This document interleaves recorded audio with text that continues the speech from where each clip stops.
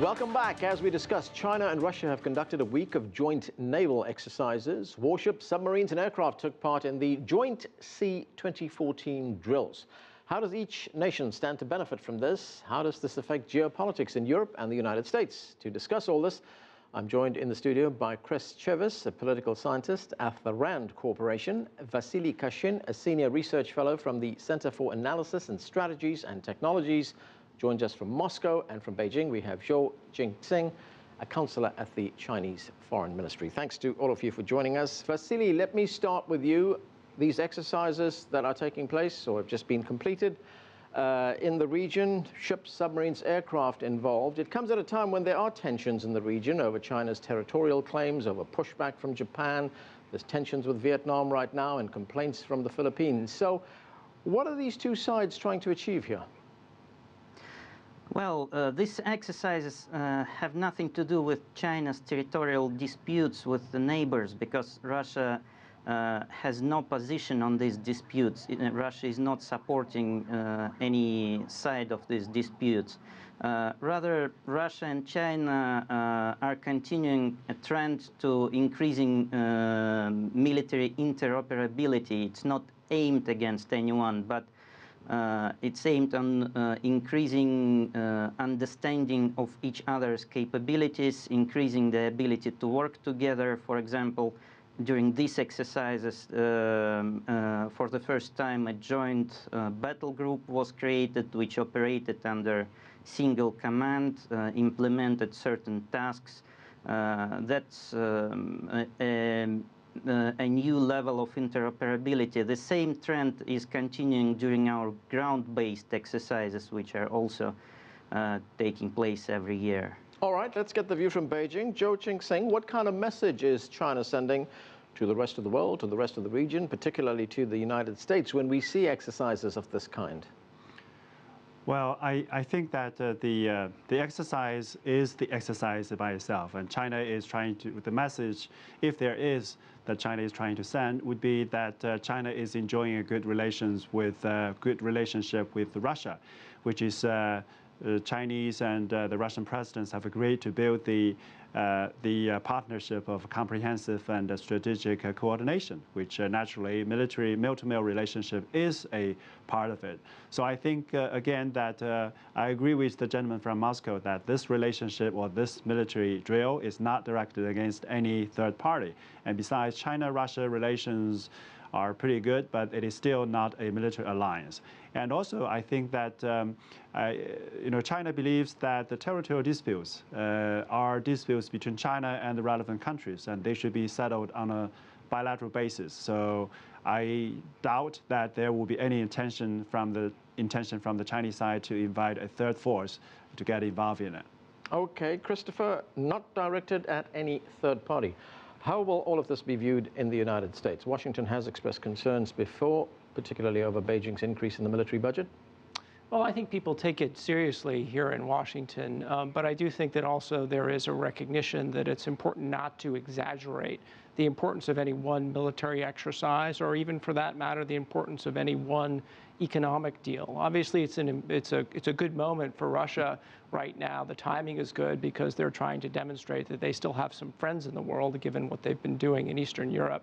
But I think that there are limits to the extent to which China and Russia can form a long-term strategic partnership. I mean, take, for example, this is a naval exercise that we've been talking about here, but of course we have a crisis going on in the South China Sea right now between China and Vietnam, a country to which Russia has promised a very significant number of arms sales. So I think that if you look down the road, this is going to seem more like a moment in time than something that's really a very lasting and game-changing kind of a relationship. Right, so it's far more complex than just kind of us and them, black and white kind of situation. Yeah. Let me go back to Beijing. Zhou Jingxing, President Xi said only a few days ago that he wants to overhaul Chinese military and, in the words of the New York Times, project power across the Pacific and face regional rivals like Japan in defense of Chinese interests. Is the New York Times correct here? Well, I haven't read that report from the New York Times, but I think that what the president is sending out to the rest of the world is that China is very firm on the protection of its national interest. And in this case, of course, it's territorial integrity. And I think that is the message that actually the whole of the Chinese leadership is trying to send. Christopher, when we look at these developments, I mean, to what extent do they have to do with Washington's pivot to Asia, as it's been called, or in other forums we've seen it being called the rebalancing, moving more military assets into the Pacific as well? To what extent is this kind of exercise seen as a response to that? Well, I mean, I think that it's not seen as a response to that. I mean, to be honest, I think that's more a question for the Chinese to ask them whether or not the pivot to Asia, the rebalancing to Asia, is in any way driving the effort to build a relationship with a country like Russia. But obviously, the rebalancing to Asia is something that is going to be part of American policy looking ahead into not only the short term, but also the medium and likely the long term. There's a pretty big consensus, I think, here in Washington that the Asia-Pacific region is economically dynamic and it's going to be where many of the important events of the 21st century are played out. And naturally, the United States wants to have a role in that. Okay, well, let's go to Beijing. Zhou Jingxing. Is this a response to the American pivot to Asia? Well, I would say that, well, I think that the American pivot to Asia, or the United States has actually stopped using that word, instead using it as the rebalancing. As many people in China see this, we believe that there should be actually a rebalancing of this policy. That is because that so far we have seen that the rebalancing to Asia has been more focused on the security and military aspect. And the United States has been saying that it is an all-encompassing rebalancing toward Asia, economic and social and things like that. So we are yet to see more evidence in that regard. So I think that, and certainly this military exercise or China-Russia relationship is not a direct response to the rebalancing strategy of the United States, because China-Russia relationship has been developing for years. And this partnership has been started to build since 2011, or even if you trace back since 1996, so long before the word pivot to Asia came out.